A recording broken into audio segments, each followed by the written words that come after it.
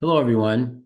On behalf of the Councilors of Real Estate, welcome to this presentation of Global Property Markets 2024 Trends, Cultures, Perspectives.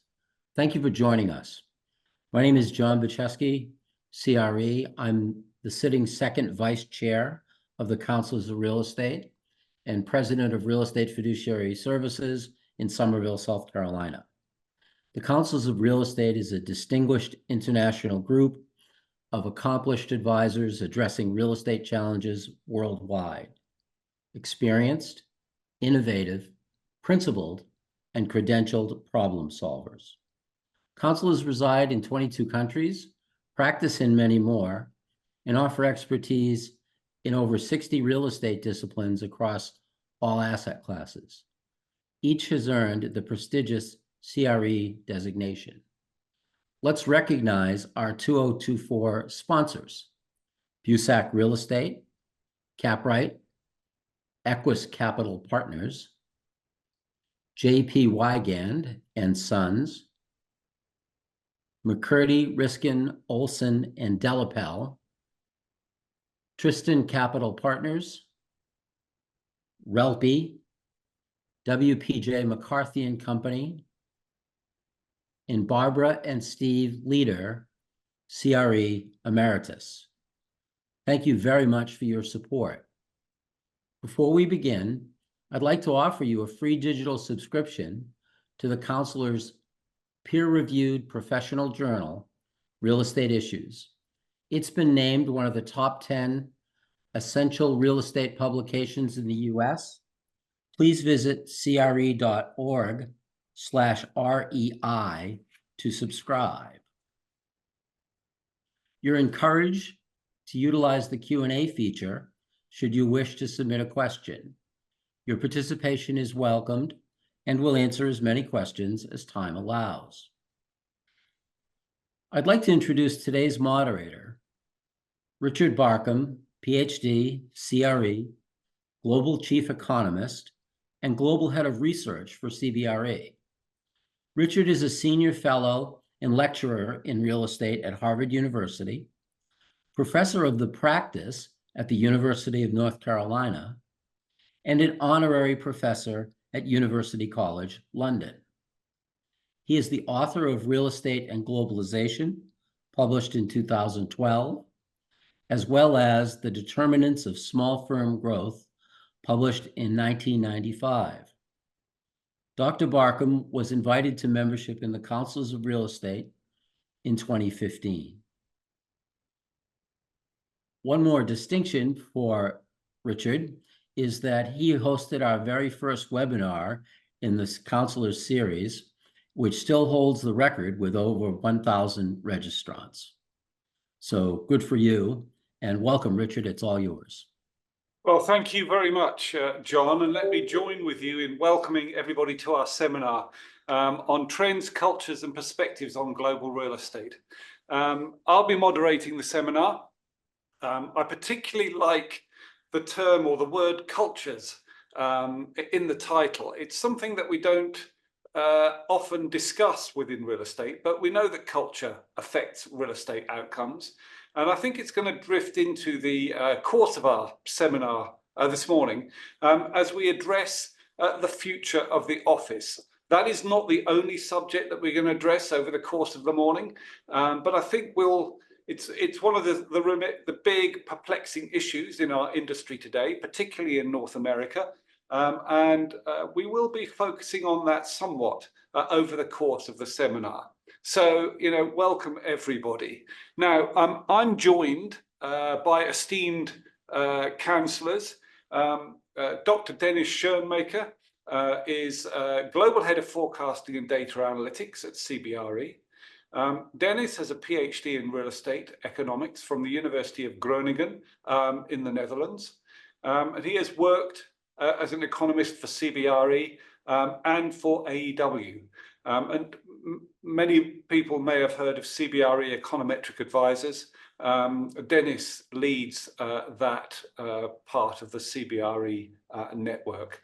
So welcome, Dennis. Thank you for joining us. And I'm also joined by Mr. Yoshio Nakayama, president of Xymax Real Estate Institute. Yoshio is a very highly experienced and accredited real estate appraisal executive. He's worked for the Japan Real Estate Institute, Deutsche Bank, and most recently, the Xymax Group. And he has very many accomplishments, but one of the most recent is he set up the Karakuzo Real Estate Academy for real estate leaders in 2016. So the way we're going to proceed is that I will present on the global economy and set the scene for global real estate with an outlook for values. Then Dennis will question me a little bit on that, and then he'll take up the running and give a more detailed overview of global real estate markets, particularly Europe and North America. And then there'll be a little bit of an interchange between myself and Dennis. And then Yoshio will take over and give an overview of one of the world's largest office markets, Tokyo, and one that's been a particular favorite of investors for many years, but particularly recently. So we will hear about real estate around the world and get perspectives from different parts of the world. And then I'll have questions for Dennis and Yoshio. And then we should have 20 or 25 minutes at the end of the seminar for questions to come in from the floor. So that's how we're going to proceed. And without further ado, let's switch to the presentation. And that's my part. So I'm going to talk about the outlook for the global economy. So let's switch to the first slide, please. Okay, so I think, having had all of the disruption of COVID and then a relatively rapid bounce back in 22 and 23, most of the economies in the developed world have been struggling with inflation. It kicked off in late 22 and reached a peak, late 23. And it's been, the good news is that global inflation really is trending down. It's been a little bit bumpy in the last mile, but I think the latest data shows that it is continuing to trend down. And I think the reason we can be confident in that is that the majority, I think, of inflation, is recognized now to be a supply side issue. There is a demand side element. If you get demand stronger than supply, you get rising prices. We all know that from basic economics. And what we had during COVID was a big boost to the demand side from government spending at a time when the supply side was attenuated. And that, imbalance of demand and supply gave us this surge of inflation. But everywhere you look, the supply side of the global economy, the supply side of the US economy is all re-establishing itself. Supply chains are coming, are almost back to where they were pre-COVID. The supply of goods and services, businesses have staffed up. And I think that rebalancing or that recovery of the supply side and indeed the development of the supply side of the economy gives us confidence that inflation is going to continue to trend down. And on top of that, of course, we've had the rise in interest rates around the world, to begin to bring the demand side of the global economy back under control. That's where we are now. Central bank interest rates have been high across the developed world. But I think alongside that decline in interest rates, we're beginning to be able to see through the decline in inflation. We're beginning to be able to see our way through the peak of this interest rate cycle. Indeed, 2 central banks have already cut rates, Canada and the ECB, and we expect the Fed to cut in September and probably December. Some people have brought 3 cuts in the Fed back into their calculations, but I think we're probably likely to get 2 cuts in interest rates. It's not clear that these interest rates are going to go back down to the levels that we saw during COVID, or even in the period 2009 to 2019. The world has changed and moved on. But I think we are going to see some interest rate reliefs with 2 or 3 cuts in 2023 in the US Fed funds rate, and maybe 4 cuts in 2025. So not back to super low interest rates, but certainly some relief from the burden of high interest rates that we've had over the last 18 months or so. So next slide. And I think our view at CBRE, and I'll talk about our view, but I don't think CBRE's view is particularly out of line with the consensus of the majority of professional economists. Our view is that a very soft landing is underway. I have to say it's an extremely unusual situation for such a sharp rise in interest rates to give you a soft landing. Mostly when you've had that interest rate hike, then you end up with a recession. At least that's been the pattern of the last 20 or 30 years. But due to several factors that partly relate to the recovery from COVID, partly relate to the decade prior to COVID, in which US consumers in particular deleveraged, and partly due to government spending which came in 23 and 24. The US economy, and indeed the global economy, has managed to continue to grow, and in the United States grow quite well over 23 and 24. And so as interest rates come down and that stimulates further economic activity, I think it's fair to assume that a soft landing will, at least that's our forecast, that a soft landing will take place. And you can see that we've divided this up by, Western and Central Europe, developed APAC, which is Australia, Japan, Hong Kong, Singapore and New Zealand, and the United States. It might be a little bit subpar growth in 2025, but given that we've had the sharpest rise in interest rates in 40 years, and we've got inflation coming down, this is not a bad outcome at all. And I think there's probably a little bit of upside potential in the United States. I think people might ask, well, why is Europe doing better than the United States? Well, Europe didn't grow quite so well in 23 and 24, partly because it's been much more restrained in terms of fiscal stimulus, whereas partly as a COVID response, partly as a policy response, the US has been much more unconstrained in government spending, so was able to grow pretty strongly. And I think because of that, it's been a little bit harder for the United States to get inflation down.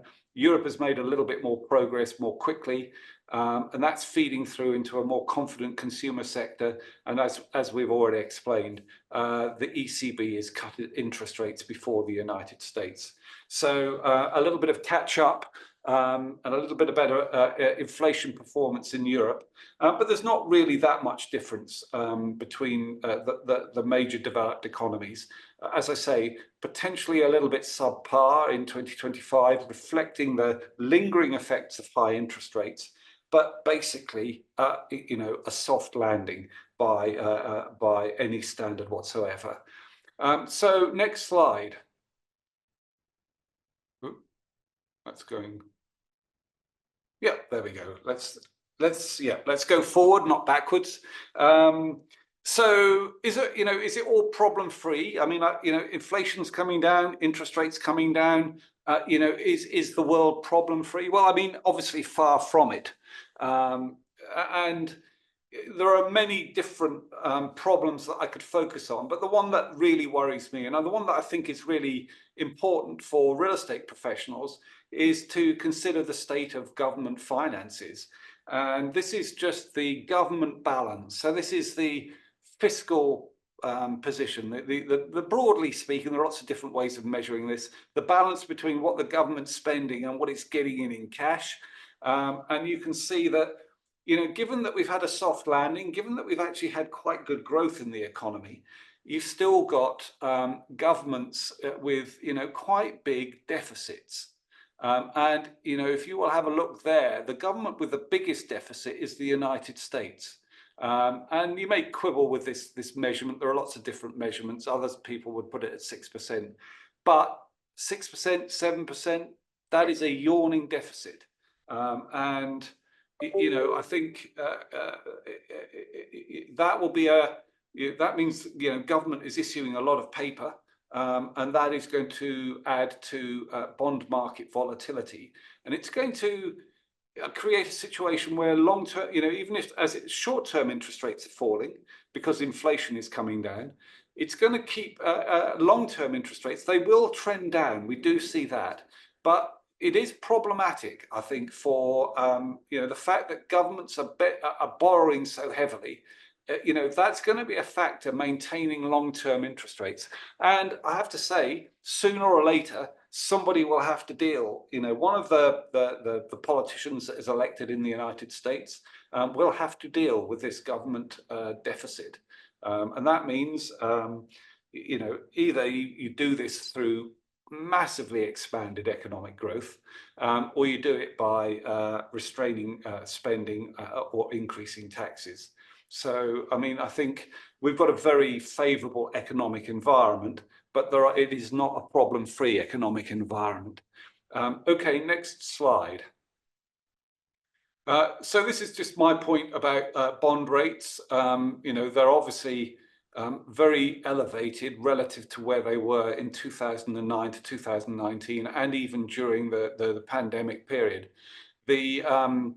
The average 10-year Treasury in the United States was 1.9% in the period 2009 to 2019, and it is, we think it's going to be closer to 2.9 or 3% in the next 10 years, but we're still at 4.1 or 4.2%, and we could do with that drifting down closer to 3. But I think those, that fiscal position in the United States is going to create a problem there. And obviously this is the key benchmark for real estate pricing. So bond rates trending down, but volatile. Final slide, please. So where are we in global real estate? This is our global capital values index. And obviously, we've had quite a big value loss in global real estate, and that goes for all economies around the world and the United States as well, as cap rates have drifted out. This is the global index. You can probably see that industrial globally is still drifting down slightly. I would say in the United States, industrial real estate has stabilized. You've got retail, again, drifting down a little bit in the global economy, but in the United States, it's stabilized.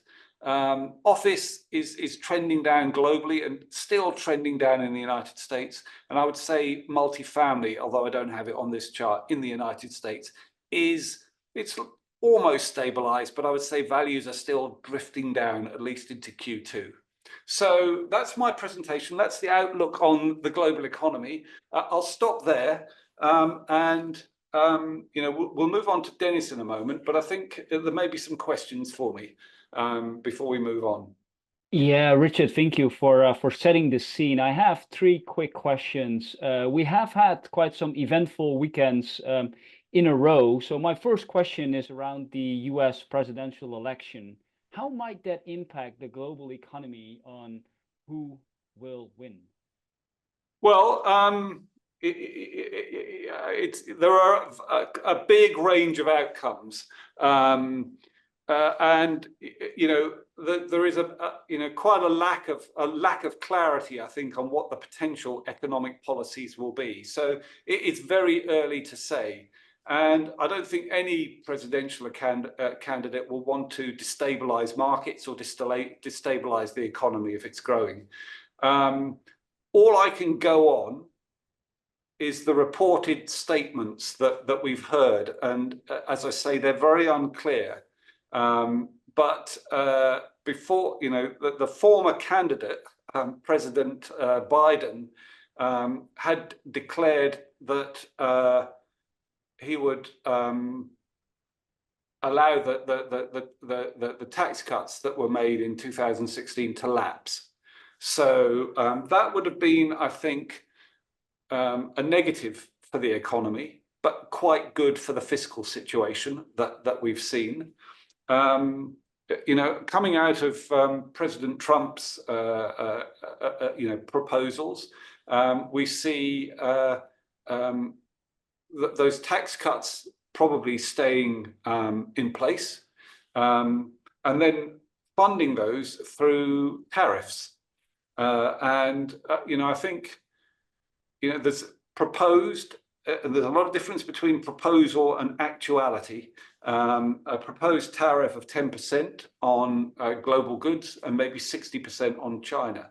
Obviously that will generate income, which will be good for the fiscal situation.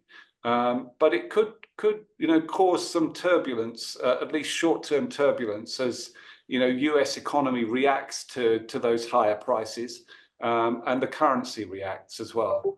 So I think there's quite a wide span of outcomes. But I don't think what folks say before the election and what they say after it, maybe two separate things. We're not naive, and I don't think any of the candidates will want to disrupt the economy, which is achieving quite a good soft landing. Yeah, no, thank you for that, Richard. And I think 2024 is the year of elections. Like we've seen already numbers across the globe. I want to touch base on something else you mentioned around interest rates and where you think interest rates are going. I think in 2019 or 18, you published a piece on the long-term structural drivers of interest rates, and that was basically pointing towards very low interest rate for quite longer. How do you see that, and are those long-term drivers now gone away, or has anything material changed? Yeah, it's a very good question, and let me just let the audience know that the substance of our article that pointed to a period of long-term low interest rates was just demographics, and we've got a huge surplus of investment capital in the world. We've had that for the last 20 years or so, and that's what drove interest rates down. Why have we got that surface of capital? It's because people are saving more. And why are they saving more? It's because life expectancy is increasing. So I don't see any change to that.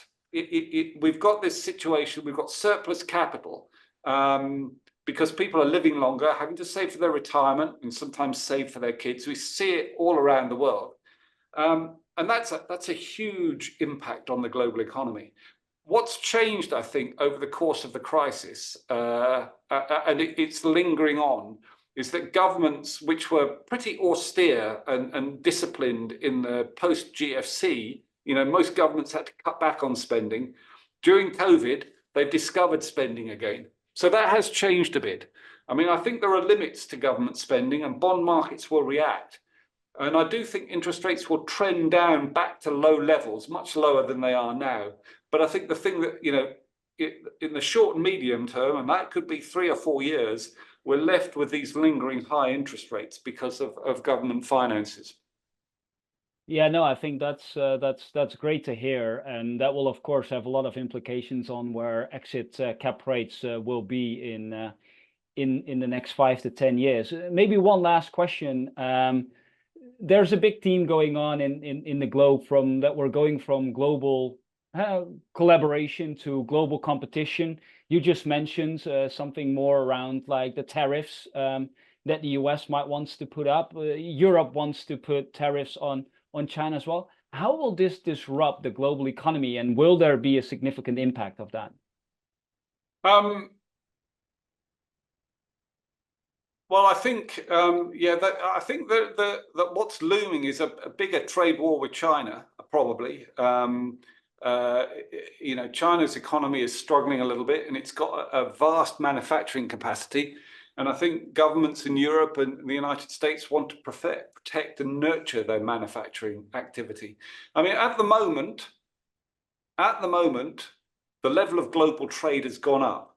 So we've had quite a lot of trade wars so far, and it hasn't affected global trade. And I think, governments will want to be cautious that they don't disrupt the global economy too much and bring about a recession. But I think that, the deglobalization that you're talking about is potentially, going to cause make it more difficult than in the post-crisis period or the post-tech crash period to control inflation. So it's another factor, I think, that's pointing to slightly higher interest rates as we go through the next 3 to 5 years. But it's quite unpredictable what will happen there. Yeah, thank you. Thank you for that, Richard. Should we continue with the presentation? Please go ahead and take up the story. Okay, thank you. Thank you very much. A pleasure to be here today. If we can go to the next slides. And today I want to take you through 4 different slides highlighting 2 stories that we are focusing on quite a lot, mainly driven by our client question. So first of all, I want to set the scene for the investment market. So on the left-hand side here, you can see one of my favorite graphs, which highlights the cumulative daily global commercial real estate investment volumes. We use the data from our friends at MSCI RCA. I just saw today that the numbers for Q2 in the US came out, which were almost on par with the same quarter in 2023, which I think shows that we're reaching somehow a bit the bottom of the market. But how we can read this graph is that 2024 has been quite on par with what we've seen in 2023. So I think conditions are improving. Bid-ask spreads are coming in. However, there's still uncertainty around where pricing is going to be. Important caveat to the chart on the left-hand side is that there's always a lot of backfilling of deals that need to be taken into account, but it gives us the ability to show where we are. And it's clearly to see we're slightly behind 2023 globally. Important to note here is that based on CBRE's proprietary data, that we see that H1 in 2024 was better than H1 in 2023. So there are some positive signals. However, the question that we ask quite a lot is, how does the current situation really compare to what we've seen during the GFC? And that's what I'm really trying to answer on the right-hand side here. So what are we looking at? We're looking at the fraction, i.e. the percentage of quarterly commercial real estate investment volumes as a share of the cyclical peak. The cyclical peak was in Q2 2022, and during the GFC was in Q3 2007. What we see is that it took 9 to 10 quarters in the GFC to really find the bottom. Right now, we're more or less around the bottom, 6, 7, 8 quarters, and the share is much higher. So again, that just highlights the differences that we see compared to the GFC. However, and I think it's worthwhile discussing, what about this stress? So on the next slides, I want to take you through some research that we've been doing on the debt funding gap, i.e. trying to quantify the potential refinancing issues that we have. So in a nutshell, what is the debt funding gap? The debt funding gap basically quantifies the debt that is needed at the time of refinancing compared to the debt that was used at origination. On the left-hand side, we can see here for the 4 property types in the US, what the cumulative gap is from 2024 to 2027. We can see that in offices, we see a gap of around 127 billion in debt funding gap. This is i.e.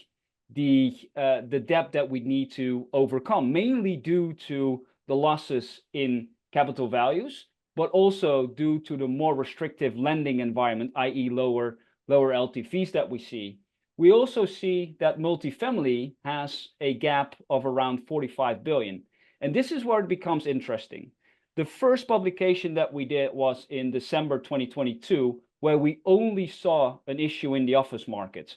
However, throughout time, we saw that multifamily was seeing a debt funding gap issue as well.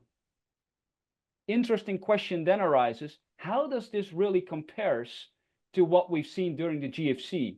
Well, it is very different.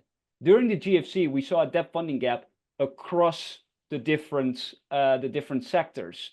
And that is just mainly based to that the fundamentals in the other sectors are very different than what we've seen during the GFC. If we then think about on the right-hand side to make it more global, our colleagues at CBRE done a great job to also quantify the potential debt funding gap issues across the world. One caveat, of course, is that some of the publications were at different times done throughout 2023 and 2024. But I think it tells an interesting story. And the story and the key takeaway here is US offices is in a worse situation than, for example, European and especially Asian Pacific offices. So it's really that US office sector that is seeing the biggest issue in terms of refinancing issues. Of course, multifamily also has issues. And when Richard introduced the call, he talked about cultural differences. So I really want to dive in the next slide. Why has US offices seen such a dramatic shift in the vacancy rate and the whole working from home debate, especially compared to Europe? So on the left-hand side here, we see the aggregated vacancy rates that we have for US and Europe. The trend that we see and clearly see is that in US, the vacancy went up from 12 to almost 19%, an increase of 7%. Whilst in Europe, we went up from just below 6 to 8%. We went up only 2 percentage points. On the right-hand side, we can dig into like more the underlying markets. I think there are some quite obvious markets here. All the way to the left-hand side, San Francisco almost moved up 20 percentage points in terms of its vacancy. We can see in Europe that there are even markets that have become more tight due to the demands in the office sector. And I think just to highlight one, I think Dublin is probably the European market that acts most like a US market. So why do we think that in the US working from home is a bigger trend than what we've seen in Europe? I think very importantly, there are 3 main reasons that I can think of. There might be more reasons, but one of those reasons is, in general, commuting in the US takes much longer than commuting in Europe. Secondly, commuting is also more expensive in general than what we see in Europe. And thirdly, and this is more housing related, US houses are more comfortable, has more space. And in Europe, therefore, we see more people also going back to the office. So I believe that's the trend that we're seeing around hybrid work is here to stay. I think it works really well for many teams. And we did also some calculations around like, what does this mean, this working from home trend for office occupancy and the space per employee? And we have calculated and estimated that 9 to 14% decrease in the space per employee is needed due to the working from home trends.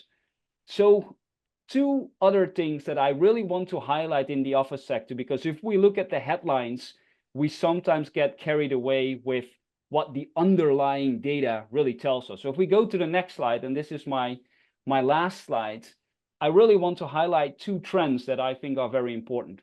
First of all, to the left, we really see a flight from commodity office stock. So here what we've done, and this has been great work by the office team at Econometric Advisors, is looking at every single building in our data set, and we have over 200,000 buildings that we closely follow, just to see which type of buildings are seeing increases in vacancy. And we have separated that in 4 different groups. All buildings, of course, but also the hardest hit buildings, the best performing buildings, and the silent middle buildings. And there's one trend we clearly see is that increase in vacant space has really been concentrated on these hardest hit buildings, i.e. we call them the worst 10%. And what we clearly also see is that there's been an increase or decrease in an increase in vacant space in those 10 best performing buildings. And this is really where the trend differs in Europe, where we still see quite tight vacancy, apart from maybe some submarkets that have some further issues around the office stock. But in general, the office stock in the US is that commodity type office stock from the 80s, 90s, large floor plates that are quite difficult for people to get to. And in general, the amenities play a crucial role as well. And then the last part I want to finish off, and this is a trend we see on both sides of the Atlantic, prime offices. The flight to quality is real. And what I just wanted to show here is with the vacancy rate in the US, we see here that the vacancy rate hasn't moved that significantly. There's a slight uptick, but on the same side, we have seen rent increases in prime buildings, whereas the rest of the market is going down. And this is really related to another cultural aspect and phenomena that we see, especially with the Gen Z generation, that live, work, play takes a very important role in how we work, live, and play. And we've done some work on that, and that's available on the website, where we basically see some of the markets. If I look, for example, at Chicago, we see Fulton Market performing pretty well compared to the overall market. And these micro trends are really important to follow. And that's why I think not the whole office market is that, but you really need to do your due diligence and dig into the data to see the bright spots. And there are not that many bright spots at the moment. So with that, Richard, I want to give it back to you. Thank you, Dennis. That was a great fun and interesting and clear. I'm just conscious of time at the moment. It's my fault that we're running slightly late. So I'm going to defer the questions that I would have sent to you until the end of the seminar. And I think it'd be great to get straight on to Yoshio because he will give us a perspective on the Tokyo office market. And it's interesting to me that the same work for home issues seem to be there, but there's not such a steep rise in vacancy. There's an office recovery taking place. Anyway, take it away, Yoshio. Thank you, Richard. I'm very pleased to have opportunity to introduce Japanese real estate market. Move to the next slide. First of all, I'd like to briefly overview the Japan economy. Well, I just want to point out the two things. Number one is, as you see the bottom chart, business sentiment are gradually recovering. And number two, BOJ, Bank of Japan, abandoned its negative rate policy, but the base rate and long-term yield are quite low and remain calm. Please to the next slide. Well, taking this opportunity, I'd like to give you a big picture of Tokyo office market. About the size. Greater Tokyo is the largest metropolis in the world with 38 million. As you can see, imagine how big Tokyo office market. Actually, the Tokyo occupies about 60% of Japan's entire office stock, and it's much larger than New York and London. Even Osaka, the second largest city in Japan, is 1/4 of Tokyo. Move to the next.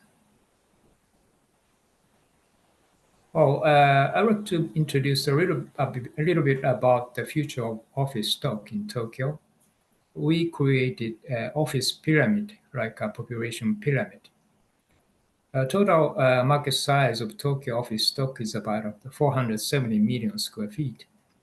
On that chart, the large building on the right and a mid to small size building on the left, and then the vertical line in the building age.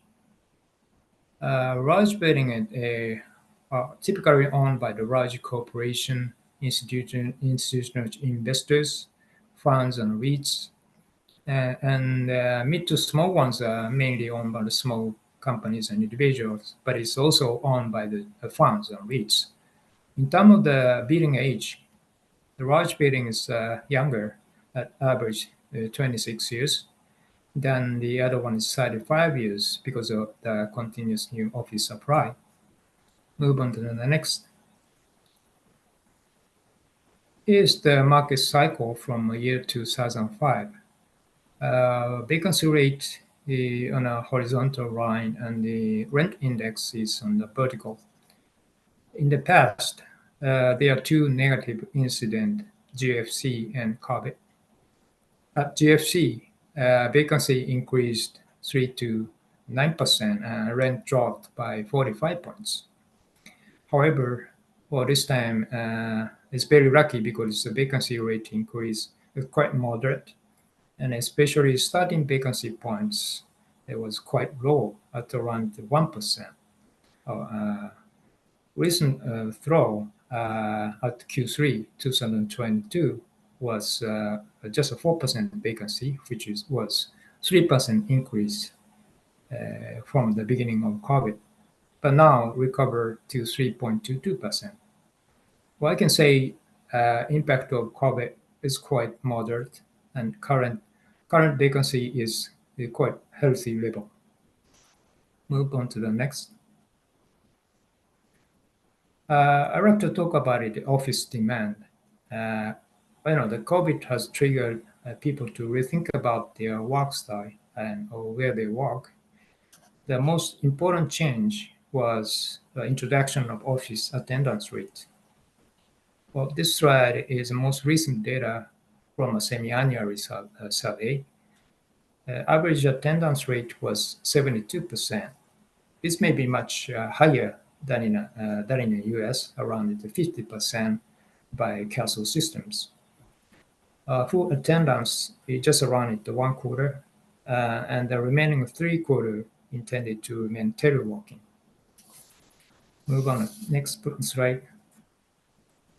So the mainstream of corporate workplace strategy is hybrid work. So many companies start to adopt flexible offices.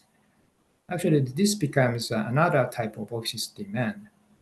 As you see the chart, the number of flexible offices has increased year by year.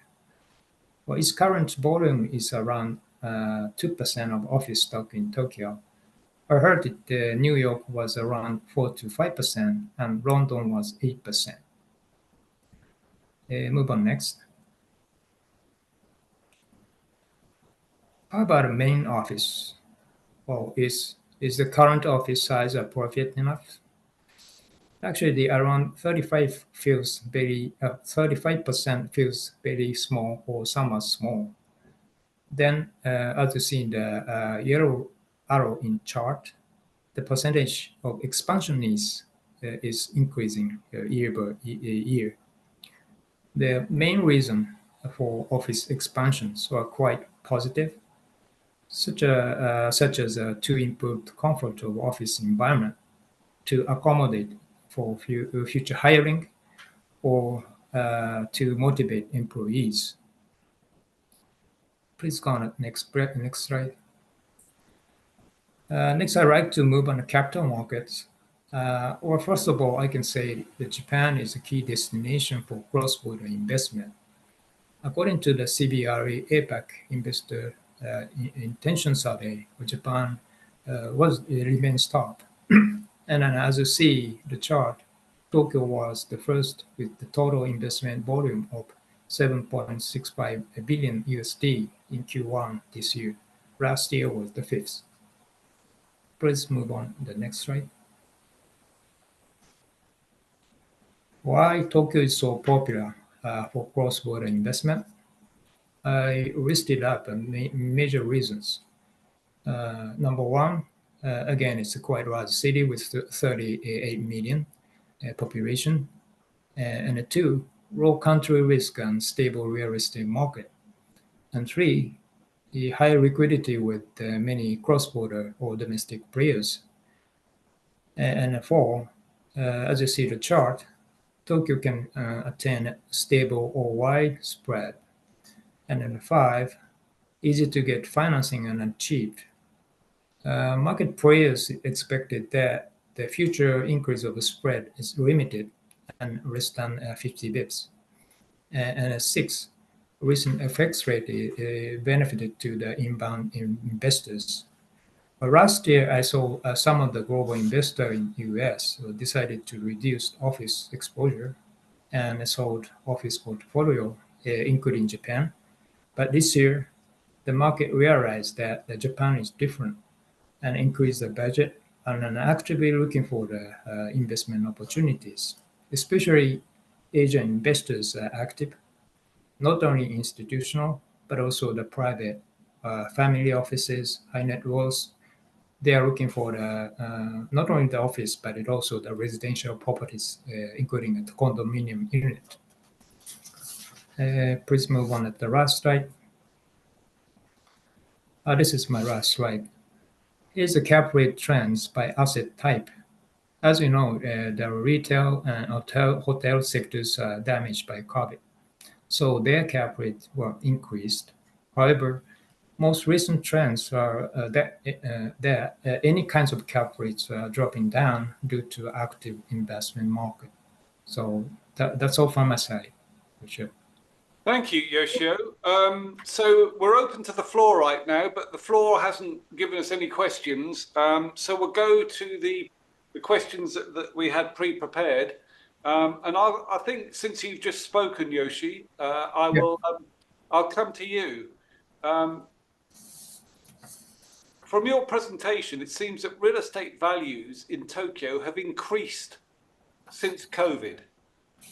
Am I correct in that? With that yield drop in Tokyo real estate is quite different to what we see elsewhere in the world.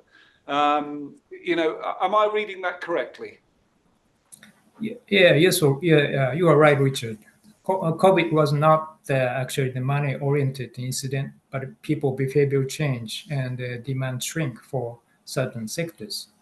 Even more money flowed in Japan market, and they are looking for the investment opportunities. So the cap rate dropped, and then value have increased. That's a story, I think. Interesting. I mean, I think it's probably related to the yen. You know, the fact that interest rates are so much higher in the developed world relative to Japan has depressed the value of the yen. And, you know, folks have seen a real opportunity there, combined with solid fundamentals to deploy capital. Now, let's move on to the second issue that Dennis kicked off, which is, and you referred to, is remote working a big thing in Tokyo or not? Are people, you know, do people spend 5 days in the office, 4 days in the office, 3 days in the office? Or is it, you know, once every month they work at home? What's the situation with remote working in Tokyo? Well, it depends actually. Some company are allowed to to do the teleworking a full day, but the other one is requested to come to office every day. But it's the good thing for Tokyo is, as Dennis mentioned, is there are a couple of reasons to office vacancy is going down, because the Tokyo has sophisticated public transportation system, and the workers can easily come back to the office. And then again, in a Japanese house, it's very small compared to the US. That's the house is not a comfortable place to work. That's what Dennis mentioned. The same situation in Japan. Yeah. Yeah, it's very interesting. I think Europe is halfway between America and Asia. You know, it's got medium-sized houses and reasonable commuting, and America is longer commutes and very spacious, well-appointed houses in the suburbs. So, you know, I think that's the global picture. I think it's another reason. I think it's the Japanese typically the Japanese people work for the one company or even two companies, so it's kind of obedient for the company's policy. So yeah, and maybe they've got many friends at work as well. So you know, they've got more of a social network at work as well as a professional one. And I've got one final question for you. which is economics.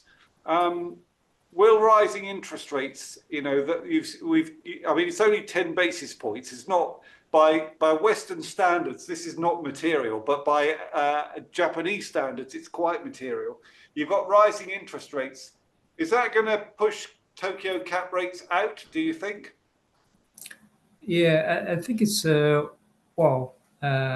majority of the market participants expected that the interest rate increase were very limited. But even so, that again, as I said, the rising interest rate will have a potential impact to increase the cap rate theoretically. But I personally think it's the more money is coming in to the market, and that may adjust the cap rate flat or even lower. Okay. Well, I have to say, if people want to deploy money in offices, you know, Tokyo is a good place to go, given those vacancy rates. That's very, very, very interesting. Dennis, I'm coming to you now. We've already discussed it, but I'll come. Well, I mean, the one question was, you know, why has the US seen such a bigger rise in vacancy than Europe? I think you've already answered that. But is there anything you would like to add in? Perhaps, you know, will Americans ever return to the office in force, in your view, given your analytics, or are we now at steady state? I think that's a great question. Happy to elaborate. It also maybe aligns a little bit with the question we got in the Q&A with, do you find that companies in Europe are demanding office workers to come back maybe more rigid than in the US? I personally see, and I work from Henrietta's house, which is like CBRE's flagship office in London. And what they've done really well, they make coming to the office an experience. They have all the right amenities in place. They create an environment that you want to go. If I go to the office on Tuesday, Wednesday, or Thursday, for me, it's extremely difficult to find a room where I can have a private call. I really have to book my meeting rooms a week in advance. Monday and Friday are slightly different, but you see that companies trying to make it an experience for people to come back. And that's also why you haven't seen that dramatic rise in vacancy, because at the end of the day, if you have all of your people coming in at the same time, you can't really reduce your office space per employee. I would say what I've experienced in the US, and I've traveled amongst a lot of our offices, and in New York, for example, I see quite a vibrant office, and people are wanting to come back to the office due to like the interaction that they can have with their colleagues and with clients. But in certain other places, you see offices still being quite empty, but also not being inviting for people to come to the office. I think that's a big difference between Europe and the US. Another thing that I would mention is it really depends on the sector. Like I have some friends here in London that work for the banks, and they are having to come back 4 days a week, and depending on seniority, you might even have to come back five days a week. So I think that's important. Are we at a steady state? I think at the moment probably well. I think Nick Bloom did some great research. There's a lot of academic literature on the topic, and we're probably in this world where we're going to embrace hybrid working going forward. And the first results show that it doesn't have a dent on productivity, and it might even be increasing our productivity. So that would be my take on this.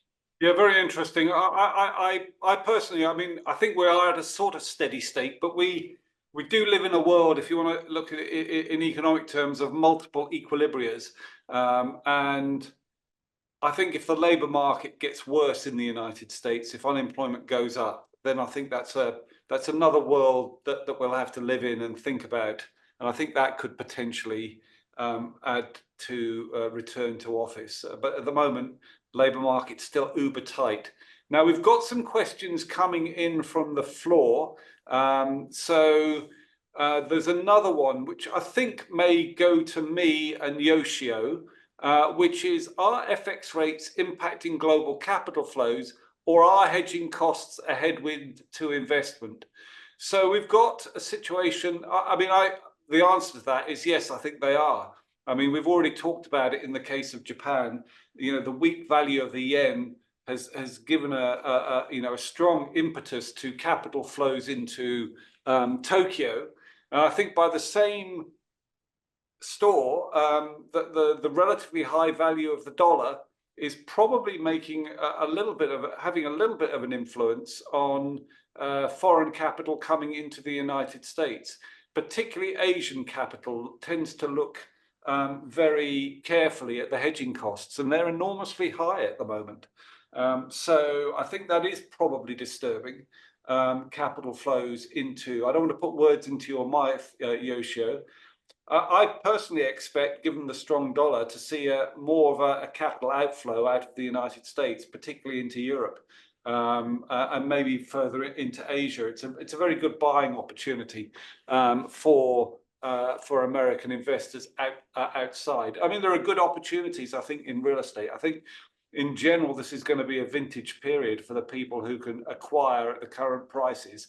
But yes, I think that, FX costs and FX volatility are probably impacting global capital flows. So there's one final question. John's come back on because he was going to help me too, but I rather cleverly have accessed the chat function myself. So we've got another question coming in, and I think this will go to Dennis, although I could probably tack onto it. BlackRock says it's time to buy office buildings, but vacancies will stay high for a few more years. What do you say to that, Dennis? Well, I don't think BlackRock is in itself with these comments, and I hear more and more aggressive, opportunistic capital thinking about making a return to the office. I think again, and I was alluding to this in my presentation, you really have to be looking at the micro location. Does the office have the right amenities? Does it have the right tenants? How long are the WALTs? But also, are these offices really capable of being a green office, i.e., will it comply with the highest new standards that are coming in? And I think, given some of those trends that we're seeing, I think office could be an interest rate, but you have to be very carefully on your stock selection that you do within the office sector. And I think in Europe as well, there are ample opportunities.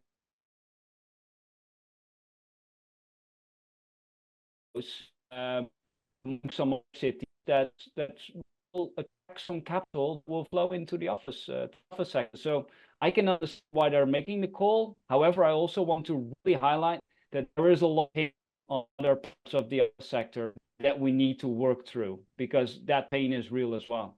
Okay, thank you, Dennis. We've got 3 minutes left. I'm going to ask one question pre-read and then hand back to John to close out.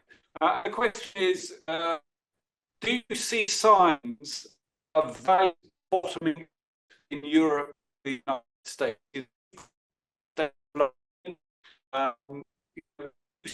terms of value, or are we still, just what's the situation? And that would be a right answer then. In our latest cap rate survey, we see in the US for offices slightly different other main groups. We see that values are bottoming out. I agree, which this would be a good thing. And I think the first movers will have the ability to generate great returns and benefit from that current situation. I think in Europe we might even see clearer signs, and I also think Europe did a great quite quickly, especially in countries such as the UK and the Netherlands, which makes people want to trade again. Because again, ignoring some sectors, maybe like offices, fundamentals are still pretty strong in many of the sectors. Of course, some markets might see higher imbalances between supply and demand, but in general, real estate looks pretty interesting from this point in the cycle. Thank you, Dennis. I rather non-cleverly have failed to access the bottom half of the chat room, so I've missed some questions, for which I apologise, but we're up to time, and I'm handing back to John to close us out now. Thanks, Richard. Thank you very much, Richard, Yoshio, and Dennis. I really appreciate it. You've given us a lot to think about and ponder as we go forth our daily work days. You each exemplify the exceptional high-level thought leadership for which the councils of real estate are known. We're now going to take the month of August off, so please join us for our fall series of webinars, which begins in September. Until then, on behalf of the councils of real estate, thank you for attending this session of What's Next for Real Estate and the Life Experience.